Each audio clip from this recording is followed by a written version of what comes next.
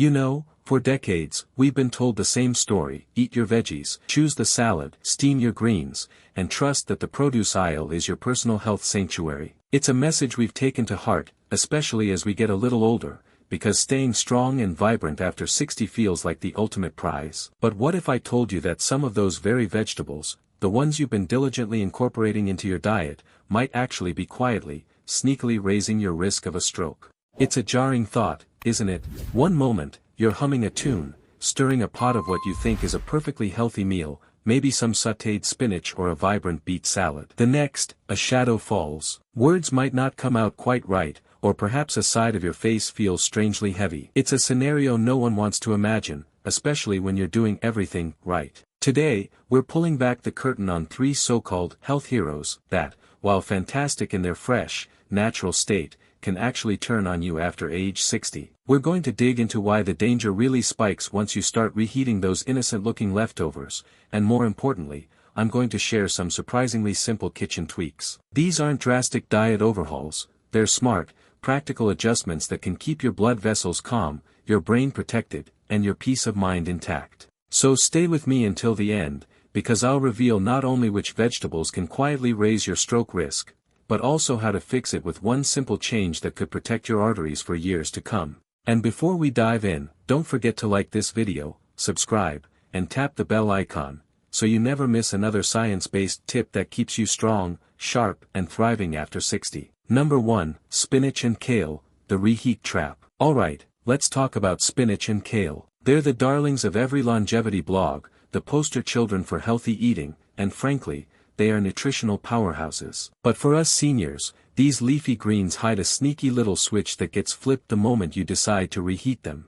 It's a chemical transformation, and it's one you really need to understand. You see, spinach and kale are packed with natural nitrates. When these greens are fresh, those nitrates are actually fantastic for blood flow. They help your body produce nitric oxide, a molecule that relaxes your arteries and keeps things moving smoothly. Think of them as tiny, natural traffic cops for your circulatory system, directing blood where it needs to go. That's the good news. The problem, my friends, starts when you decide to cook a big pot of these greens on Sunday, feeling virtuous about your meal prep, only to spoon the leftovers into plastic containers and zap them in the microwave on Wednesday, or Thursday, or even Tuesday, for that matter. Each time you cook, cool, and then reheat these nitrate-rich vegetables, you're initiating a chemical cascade. First, once cooked and cooled, bacteria, which are naturally present in food and even in our own mouths, get to work. They convert those friendly nitrates into nitrites. Now, nitrites aren't inherently evil,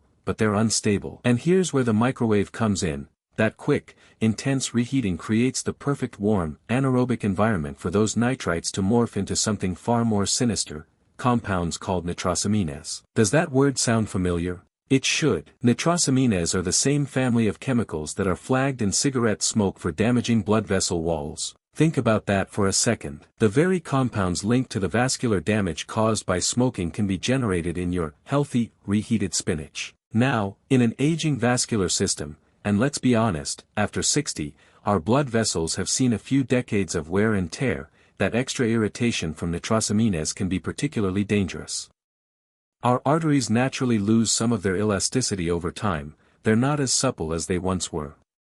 So, when nitrosamines come along and cause further damage, they can trigger microtears in the delicate lining of your blood vessels. These tiny tears create rough patches where platelets, those little sticky cells in your blood, can start to clump together.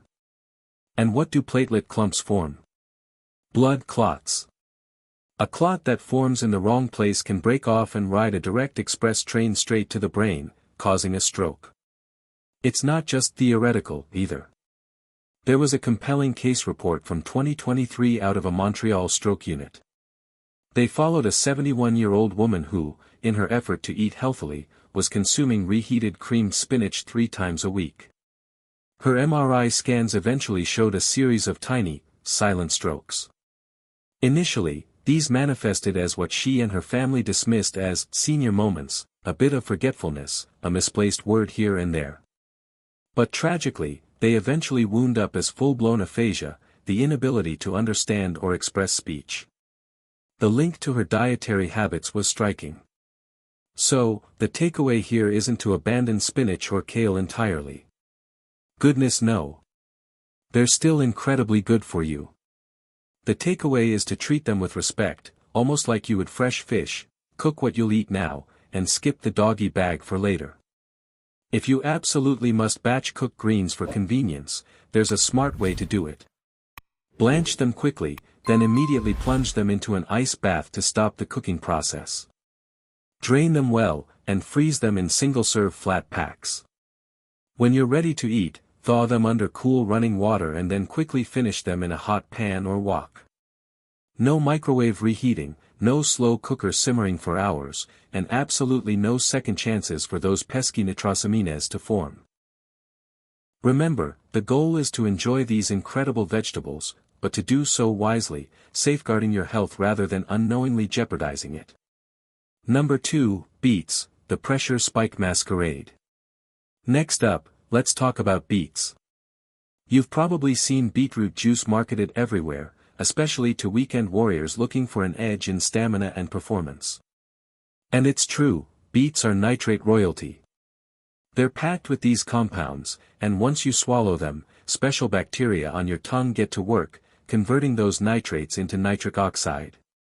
As we discussed with spinach, nitric oxide is a fantastic molecule. It relaxes your arteries, improving blood flow and even lowering blood pressure. In a younger person, with a robust kidney system, any excess sodium that might come along for the ride is quickly filtered out and leaves the body within a matter of hours. So, for many, beets are a true superfood. But for seniors, the same ruby red pigment that dilates blood vessels can, under certain circumstances, slam dunk your blood pressure right into the danger zone. Here's why: after 60, our kidneys aren't quite as efficient as they used to be. They're slower to dump the sodium load from our bodies. So, when you combine the effect of those relaxed vessels, thanks to nitric oxide, with retained fluid, because your kidneys aren't clearing sodium as quickly, you can create a perfect storm. This combined effect can shoot your systolic pressure, that's the top number in your blood pressure reading, up by 20 points or more before dinner is even over. It's like your body is trying to relieve pressure by dilating vessels, but simultaneously holding onto fluid that increases volume, leading to a dangerous spike. Consider an unpublished observation from a Florida cardiology clinic. They saw 12 patients over 80 who landed in the emergency room with sudden, severe hypertensive spikes. That's a fancy way of saying their blood pressure shot up dramatically, all within 90 minutes of eating a roasted beet and goat cheese salad. The kicker: none of these patients had any prior history of significant blood pressure swings. They were all on mild diuretics, common medications for fluid retention, but even those couldn't keep up with the sudden surge. Their bodies just couldn't handle the rapid changes. So, what's a beet lover to do? You don't have to give up that earthy sweetness entirely. The trick is mindful consumption. Limit your portion to about half a small beet, and only eat it on days when you're not pickling or salting anything else. Think of beets as a special treat, not an everyday staple, especially if you're prone to blood pressure fluctuations. Crucially, always pair your beets with a good source of potassium, like avocado, banana, or even sweet potatoes. Potassium is like sodium's natural antagonist. It helps your body excrete excess sodium and can blunt that potentially dangerous pressure surge. And here's a critical warning: never, ever drink concentrated beet juice before a morning walk or any activity where you might become mildly dehydrated. The dual spike of nitrates from the juice, combined with even slight dehydration, is like stepping on a hidden landmine for stroke risk. Your body is already working harder, your blood volume might be a little lower, and then you hit it with a powerful vasodilator and a potential fluid retention trigger. It's simply too much for an older system to handle gracefully. Enjoy beets, but respect their power. Number 3, pickled vegetables, the sodium ambush. Oh, pickled vegetables. They sit there so innocently, don't they? Crunchy pickled cucumbers, tangy kimchi, savory sauerkraut. We often see them nestled proudly next to grilled fish or as a healthy accent to a meal, praised for their probiotic benefits. But here's the stark reality: each tablespoon of these seemingly innocuous fermented delights can pour between 180 and 300 milligrams of sodium into your veins. And for arteries that are already stiffening naturally with age, that's not just a splash, it's an ambush. Here's a physiological truth that becomes increasingly relevant after 60, your blood pressure response to salt doubles. What might have caused your systolic pressure to rise by a mere 3 points when you were 40 can now send it soaring by 6 or 7 points. This isn't just about feeling a little bloated, that extra sodium load stresses the inner lining of your arteries, known as the endothelium. This delicate lining is already getting a bit frayed and worn by decades of glycation, a process where sugar molecules bind to proteins and fats, making tissues less flexible. Add a sudden influx of sodium, and you're creating microscopic damage, inflammation, and an environment ripe for plaque formation and blood vessel narrowing. The evidence is compelling. A 2022 meta-analysis, focusing specifically on East Asian seniors, delivered a sobering finding. For every additional 100 grams of pickled vegetables consumed per day, the odds of experiencing a hemorrhagic stroke, a stroke caused by bleeding in the brain, increased by a staggering 14%. This was true even after researchers controlled for overall vegetable intake. It wasn't that they weren't eating enough healthy food, it was the specific type of vegetable and its preparation. The fermentation perks, yes, the probiotics are good, the B vitamins are a bonus, simply can't outweigh the significant vascular insult that comes from that brine. It's a classic case of the good being overshadowed by the potentially dangerous. So, if you crave that tangy crunch, you absolutely don't have to give it up entirely. There are smart ways to enjoy it. The simplest trick? Rinse your pickled veggies under cold water for about 30 seconds. That alone can remove a significant portion, roughly 30%, of the surface salt. It might sound too simple to be effective, but it makes a real difference. Even better, consider swapping in quick pickled versions that you make at home. You can control the sodium content, using half the salt, or even less, and boost the flavor with citrus zest, fresh herbs like dill or parsley, and a touch of vinegar. They'll still deliver that vibrant, palate-waking flavor without waking up a stroke. It's about being deliberate and making small, powerful changes. If any of this feels like I'm talking directly to you, maybe you've got a fridge full of leftover greens that are suddenly looking a little less innocent, or a jar of kimchi with your name on it that's now giving you pause, then please, tap that like button. Just once. It's a simple signal to the algorithm that seniors deserve real deal safety tips, not just glossy, generic food magazine fluff. And if you're planning to tweak your veggie routine today, if you're ready to make these smart changes, then type the word SAFE in the comments below. It's a way to let the community know we're in this together, sharing knowledge and supporting each other on the path to healthier aging. Number 4, garlic, the blood thinner wild card. Alright, let's tackle the elephant in the room, or perhaps, the pungent bulb in the stir-fry. Garlic. Now, technically, it's not a vegetable in the strict botanic sense, it's an herb, a member of the allium family. But let's be honest, it shows up in almost every senior's heart-healthy recipe, from pasta sauces to stir-fries, praised for its myriad health benefits. And for good reason. Garlic is incredibly healthy. But here's the wild card, the crucial caveat: its potent medicinal properties can become a significant risk, especially if you're on certain medications. One crushed clove of garlic, just one, can inhibit platelets from clumping together for up to 4 hours. This is fantastic news if you're trying to prevent a clot in someone not on medication. Garlic contains compounds, most notably allicin, which have natural antiplatelet effects. It's like a mild, natural blood thinner. But this very benefit becomes terrifying if you're already on prescribed anticoagulant medications like warfarin, Coumadin, apixaban, Eliquis, rivaroxaban, Xarelto, or dabigatran, Pradaxa. These medications are designed to thin your blood, precisely to prevent dangerous clots. Adding garlic to the mix, especially in significant amounts, can amplify their effect dramatically. Imagine this scenario: a Nebraska VA study documented 3 separate cases of intracranial bleeds, that's bleeding inside the skull, a type of hemorrhagic stroke, in men over 75. Their common thread? They had all started swallowing 2 cloves of roasted garlic daily, convinced it was boosting their immunity. The bleed often presented subtly at first, maybe just a persistent, unusual headache. Then, a seizure. And ultimately, a life-saving, emergency craniotomy, a major brain surgery. Their INR scores, a measure of how quickly blood clots, had skyrocketed, indicating their blood was dangerously thin. It was a stark reminder that even natural remedies can have powerful, and sometimes perilous, interactions with modern medicine.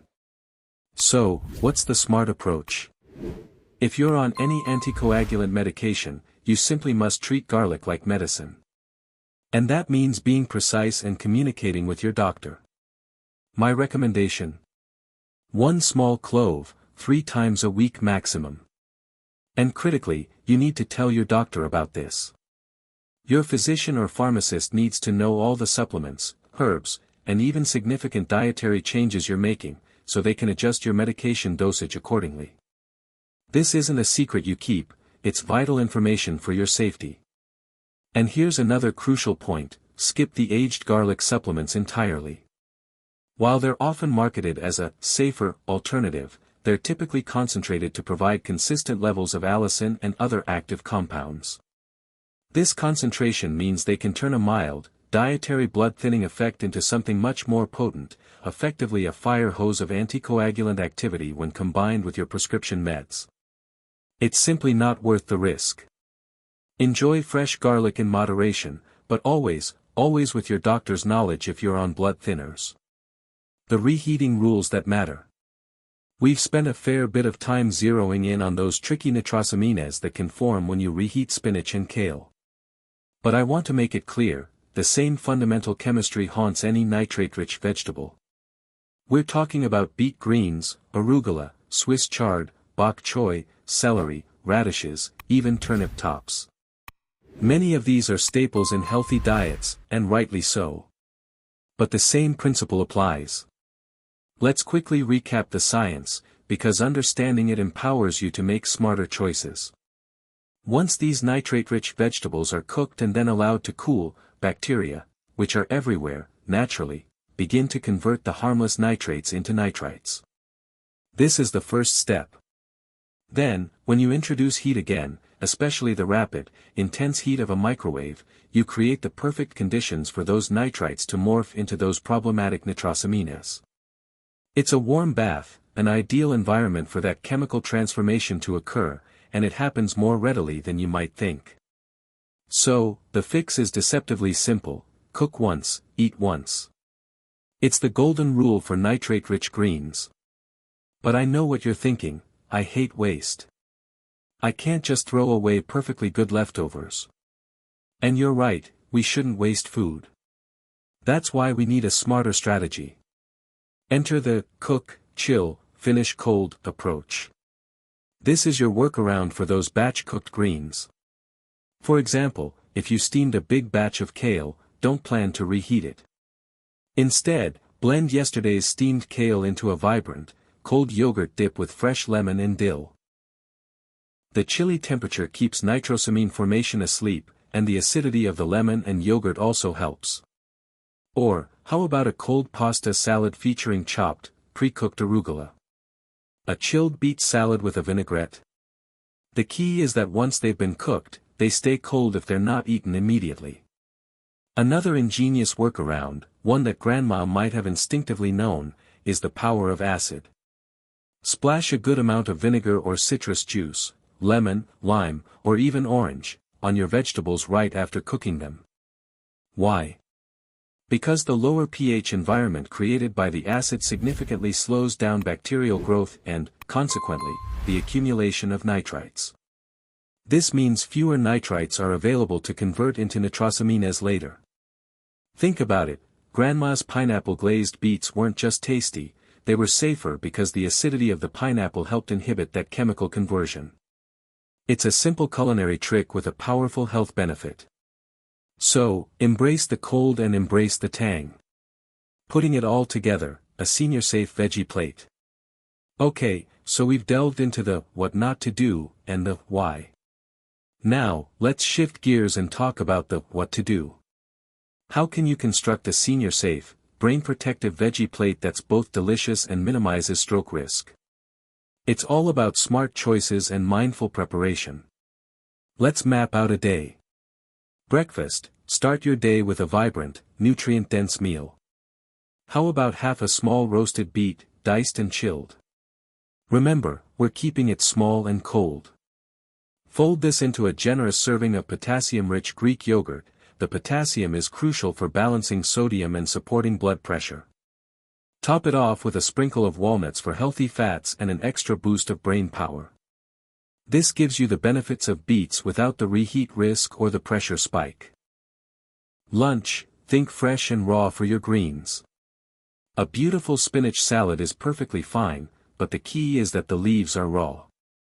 Gently massage them with a little extra virgin olive oil and toss with some juicy orange segments.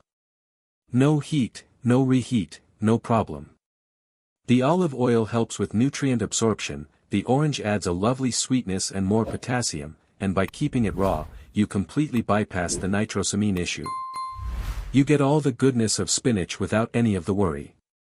Dinner: time for your cooked greens, but with a crucial modification. Quick sautéed kale or spinach, finished in under 4 minutes. The goal is to cook it quickly and then plate it immediately. And here's the tough love part: any leftovers go straight to the dog bowl, if safe for your pet, of course, or, better yet, the compost. They do not go into the Tupperware for tomorrow. This might feel wasteful at first, but think of it as an investment in your brain health. And for that pickle craving? Satisfy it with 2 rinsed cucumber slices. Remember that quick rinse under cold water to strip away surface sodium. To further balance things out, pair it with a side of sliced banana. This provides another hit of potassium, directly counteracting any residual sodium and supporting healthy blood pressure. Finally, let's talk garlic. Limit your garlic intake to 1 modest clove across the entire day. And here's the non-negotiable rule: if today's pill organizer includes a blood thinner, that clove of garlic gets skipped entirely. Period. No exceptions. It's a small sacrifice for significant safety. If you follow this kind of template, you'll be hitting the American Heart Association's recommended potassium target of around 3,500 mg while keeping your sodium intake well under 1,500 mg. This precise ratio of high potassium to low sodium isn't just a suggestion, it's exactly the dietary pattern that has been shown in robust studies to cut stroke risk by a remarkable 24% in adults over 65. These aren't just random food choices, they're strategic, science-backed decisions for your long-term health. If you're already picturing tomorrow's grocery list, if these insights have sparked a new way of looking at your plate, then do me a favor, hit that subscribe button and turn on the notification bell. I drop senior-specific nutrition science, practical tips, and myth-busting wisdom every single week, designed to empower you to live your healthiest life. And trust me, you won't want to miss the next episode, where I reveal 3 fruits that have been shown to drop systolic pressure by an average of 7 points in just 8 weeks. Imagine the impact. And please, share this video with someone you love. Someone who still believes leftovers are harmless, or who might be unknowingly putting themselves at risk. YouTube will send them a gentle nudge, and who knows? You might just be saving their speech centers, their mobility, or even their very future. This knowledge is too important to keep to ourselves. So, there you have it. The truth about some of our most beloved vegetables. It's a powerful reminder that natural doesn't always mean harmless, especially after the 6th decade of life. At this stage, our kidneys slow down, our blood vessels stiffen, and our medications begin to mingle with everyday foods in ways our younger bodies never had to contend with. But this isn't a call to fear your food. Not at all. Spinach, beets, and pickled veggies absolutely still deserve a spot on your plate. They're packed with incredible nutrients. The key, the crucial distinction, is how you consume them. Avoid the reheated, the oversalted, or the supplement distilled versions that can flip from being your friend to becoming a foe.